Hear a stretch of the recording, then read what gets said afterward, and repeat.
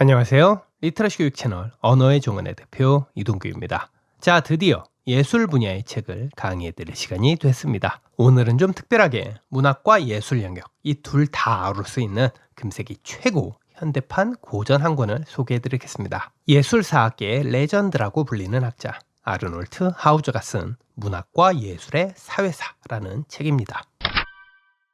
사람들마다 약간씩은 견해차가 있을 수 있겠지만 예술 분야의 책 하면 보통은 이 두 권을 꼽습니다.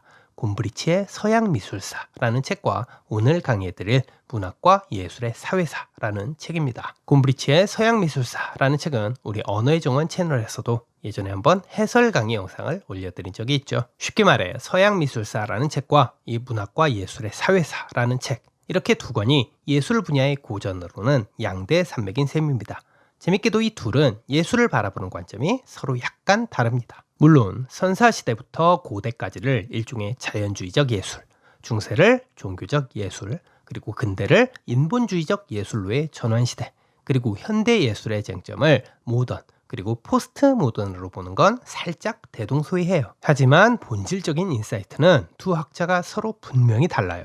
그래서 이 두 책이 예술사의 양대 산맥인 걸 수도 있죠. 혹시 제가 예전에 업로드했던 곰브리치 서양미술사 해설 강의 영상에서 그 영상 시작하자마자 제가 뭐라고 했는지 혹시 기억하시나요? 이 서양미술사라는 책의 메타 컨셉이라고도 할 수 있는 명제였는데요.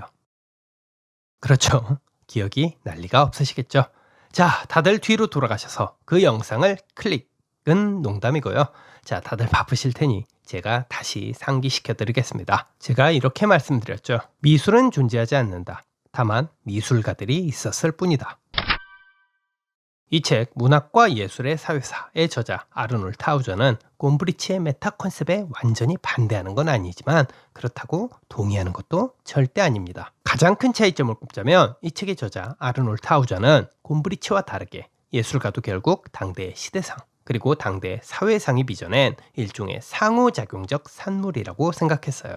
물론 예술이 예술가 고유의 창작력, 그 특유의 개성과 영감, 독특한 천재성 등에 의해 만들어지는 걸 하우저가 부정한 건 절대 아닙니다. 예술이 기본적으로 창작자 개인의 매우 가치 있고 유의미한 퍼포먼스라는 점을 아르놀트 하우저도 분명히 인정해요. 하지만 그러한 퍼포먼스가 탄생하게 된 배경과 맥락, 당시의 지배적인 시대 정신과 사회 분위기, 또 물질적인 제반 조건과 인프라, 이렇게 소위 예술가에게 깔리는 멍석으로서 시대와 사회라는 존재 또한 무시할 순 없다는 겁니다. 이게 바로 하우저가 총 4권이나 되는 이 책 시리즈를 쓰면서 독자들한테 강조하고 싶었던 내용입니다. 그래서 책 제목에 사회사라는 말이 들어있는 겁니다.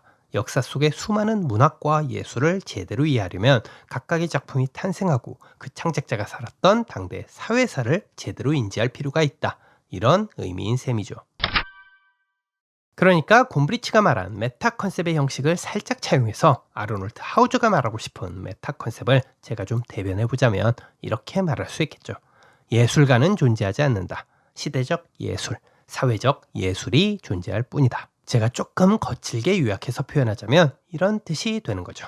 자, 예를 들자면 이런 겁니다. 모차르트를 한번 생각해보죠. 모차르트는 분명히 천재가 맞죠. 30분도 안 돼서 곡 하나를 뚝딱 작곡했다든가 한 곡을 쓰면서도 다른 곡에 대한 아이디어를 떠올렸다든가 이건 분명히 모차르트라는 개인의 걸출한 역량, 능력, 퍼포먼스라고 보는 게 맞죠. 하지만 모차르트가 이렇게 눈 번쩍할 사이에 곡 하나를 써낼 수 있었다는 건 한편으로는 그만큼 당대 음악이 양식적으로 정형화돼 있었다는 걸 방증하기도 하는 겁니다. 그 시대, 그 사회상에 맞는 나름의 음악적 틀과 스타일이 이미 잘 짜여져 있었다는 거예요. 우리가 흔히 무슨 풍이라고 하잖아요. 아니면 스타일이라고도 하고요. 그렇게 당대의 지배적이었던 음악풍, 음악 스타일이라는 게 있었고 모차르트의 음악은 그렇게 당시에 통용되는 작곡법, 작곡 알고리즘을 나름대로 충실히 반영한 측면도 꽤 많았다는 거죠. 물론 지금은 시대를 초월한 천재라고 불리는 모차르트지만 그런 모차르트도 정작 본인이 살았던 당시의 사회적 배경과 맥락이라는 압력에서 완전히 무관하게 예술 활동을 했던 것도 아니라는 겁니다. 이 책에선 이렇게 예술가들이 어떻게 사회로부터 영향을 받는지, 또 예술가들이 자신의 사상과 아이디어, 그리고 욕망을 예술작품으로 구체화할 때 얼마나 사회적인 요인들로부터 직간접적인 모티프를 얻게 되는지, 이걸 엄청나게 긴 시대와 다양한 예술가들을 통해서 정말 아주 촘촘하게 토파봅니다. 간단히 화가 렘브란트의 얘기도 좀 해볼까요? 렘브란트는 한때 굉장히 인기가 있는 화가였습니다. 화풍 자체가 부르주아의 취향을 잘 반영해 줬거든요. 그런데 언제부턴가 그는 급속하게 몰락을 합니다. 바로 그가 그린 야경이라는 작품, 이 야경이라는 한 장의 그림 때문입니다. 여러분들도 한번 검색해서 보시면 느낌이 오실 겁니다. 아, 이거 많이 봤던 작품이구나 하고. 실제로 이 그림은 완성이 된 뒤 주문자들로부터 엄청나게 컴플레인을 받습니다. 단체 초상화를 좀 그려달라고 주문자들이 십시일반 각자 n등분해서 실컷 이 화가한테 부탁을 한 건데, 누구는 잘 보이고 누구는 잘 안 보여. 어딘 밝고 어딘 어두워. 당연히 이 주문자들 입장에서는 서로 간에 불만이 생기겠죠. 물론 렘브란트는 나름대로 의도가 있었습니다. 배경이 저녁이고 민병 대원들을 비추는 조명 또한 빛이니까 이걸 훨씬 자연스럽고 현실적으로 그려내고 싶었던 겁니다. 그래서 이 그림이 리얼리즘이라는 용어를 촉발시키는 계기도 되죠. 그런데 리얼리즘이고 지랄이고 간에 당시 주 고객, 주요 수요층이었던 부르주아들 입장에선 이 그림이 영 썽에 안 차는 거예요. 그래서 이 그림 이후부터 렘브란트한테 초상화 주문이 뚝 끊깁니다. 렘브란트의 밥줄도 뚝 끊긴 셈이죠. 그 뒤로 렘브란트는 자신을 모델로 한 개인 초상화만 그립니다. 이 렘브란트 사례도 하나의 방증이죠. 예술가의 창조가 결코 당대의 역사적 맥락과 무관하지 않다는 명백한 방증. 특히 예술가 개인을 놓고 봤을 때 그 예술가 외부에 존재하는 일종의 외재적인 요인, 그리고 사회 내부로 보면 사회에 내재한 내재적 요인으로서 수요자, 즉 돈을 지불하는 구매층의 영향 또한 특정 시대의 특정 예술상을 결정하는 데 있어서 결코 무시할 수 없는 변수 또는 상수일 수 있다는 뜻이죠. 그래서 하우저는 이 책에서 이렇게 표현합니다. 홀란트, 당시의 네덜란드죠. 자, 이 홀란트 사회는 그 렘브란트로 하여금 자유롭게 성장하는 것만 허용했고, 그가 더 이상 고분고분하지 않는 순간 가차없이 그를 버렸다. 하지만 여러분들이 절대 오해하시면 안 되는 게, 이 책은 마르크스적인 유물론에 입각한 예술사 서적이 아니라는 겁니다. 아르놀트 하우저는 예술의 형성과 발전 과정 측면에서 물론 유물론적 견해를 어느 정도 수용하기는 하지만, 동시에 시대 정신과 같은 형이상학적 요소라든가 또 예술가 개인의 의지나 주체성도 분명히 인정하고 있어요. 어떤 면에선 예술가가 오히려 당대의 시대 정신이나 사회 분위기, 심지어는 물적 재반 조건과 인프라까지 영구히 변동시킬 만큼 굉장히 강력한 파급력을 끼치는 경우도 있다는 거예요. 만약 여러분들이 이 부분만 정확히 일종의 하이라이트 샘플로 딱 발췌해서 읽고 싶다, 그러면 제가 여러분들한테 여러분들이 읽을 만한 결정적인 챕터를 하나 추천해 드릴게요. 이게 웬만해선 이 북미팅이나 뭐 개별 레슨 같은 이런 특별한 기회가 아니면 잘 드리지 않는 나름 고급 정보인데, 그래도 여러분들이 이 긴 영상을 감사하게도 지금까지 봐주셨으니까 제가 꿀팁 하나를 드리겠습니다. 문학과 예술의 사유사 네 번째 책, 즉 제4권이고요. 이 4권 중에 러시아의 대문호 2명, 토스토옙스키와 톨스토이를 비교 정리해 놓은 대목이 있어요. 여러분들은 정말 이 부분만 딱 발췌해서 읽으셔도 아르놀트 하우저가 예술사를 완전히 유물론적인 사관으로만 본 건 아니구나 하는 걸 제대로 느끼실 겁니다. 그리고 한편으론 러시아의 대문호 2명에 대한 평전을 읽는 듯한 느낌도 들 거예요. 그야말로 일석이조죠. 예술사도 배우고 러시아 문학사의 큰별 2명도 토파보고. 제가 늘 말씀드리는 거지만 이게 바로 고전만이 줄 수 있는 묘미죠. 지식이 무척 깊은 데다 넓기까지 해요.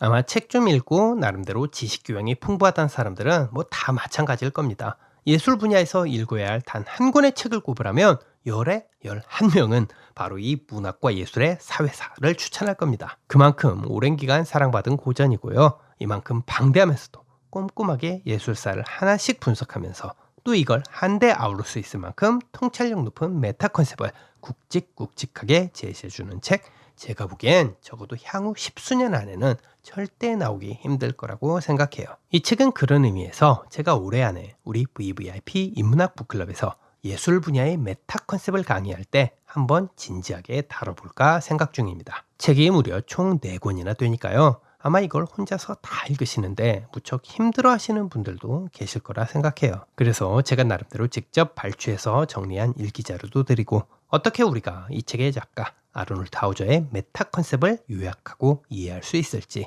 제가 강의를 해드리면 무척 재밌고 유익한 시간이 될 듯합니다. 그리고 뭐 꼭 이러한 이유, 연유들을 떠나서 한 번 사는 인생, 인류의 예술사를 제대로 알고 죽으려면 이 책만큼 훌륭한 책은 없으니까요.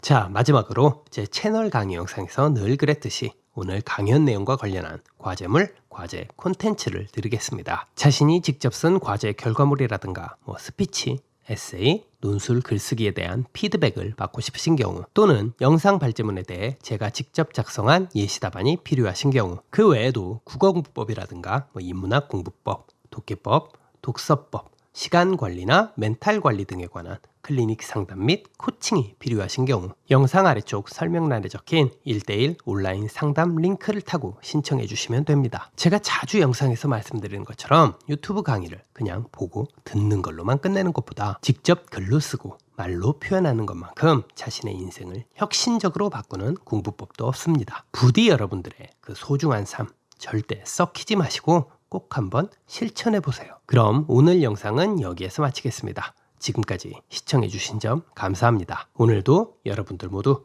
지적인 하루 보내시길 바랍니다.